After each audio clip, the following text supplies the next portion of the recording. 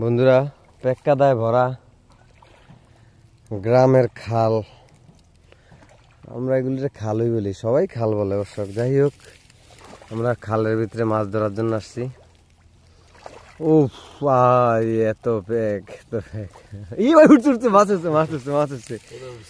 আমরা কিন্তু একটা মাছ দেখছি, বুঝছেন? হ্যাঁ, একটা মাছ দেখছি, কিন্তু প্রচুর পরিমাণ কাদা।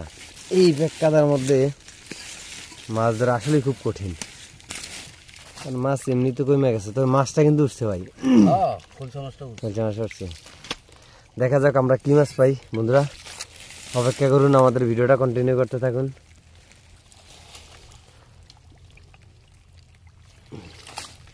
এই কাদা পরিষ্কার করতেই সময় লাগে মেলা।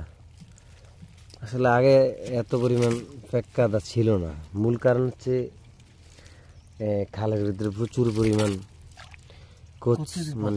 কস্তুরির অভাব নেই। দেখুন, কস্তুরি আর কস্তুরি, এই কস্তুরি মূলত প্রত্যেক বছর বসতে বসতে এমন একটা অবস্থা হয় যে খালের ভিতরে মাটি বলতে কিছু থাকে না, শুধু কস্তুরি বসাই আসেনি। যাই হোক, একটা মাছ আমরা কিন্তু এখানে দেখছি, এবং মাছটা দেখি সর্বশেষ মাছটা আসলে কি মাছ। আমরা ধারণা করছি এটা খলসা মাছ, কিন্তু বাস্তবতা আগে বুঝতে হইব।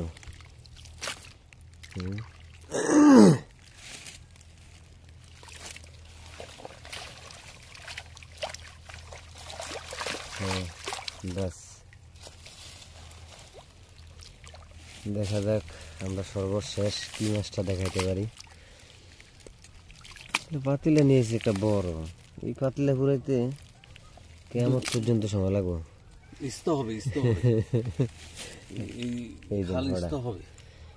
আমরা ইয়া করি, সমুদ্রের ভিতরে একটা ইয়া লাগাই দিই।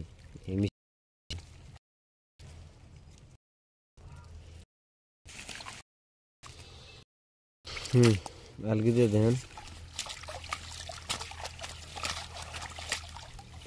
তুমি এই কোনটা ধরো। আচ্ছা, ধরলাম। আরো কমে এলি। আমরা হাতানি দেন, হাতানি দেন।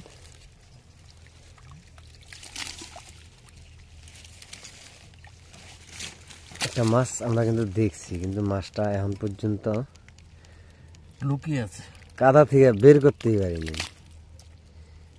আমরা কিন্তু এই কাদার লোদ করি, লোদ।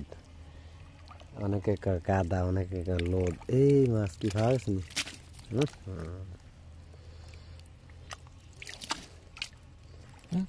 কি হারা গেল? এই আছে আছে আছে আছে, মাছটা আছে। খলসা মাছ নেই।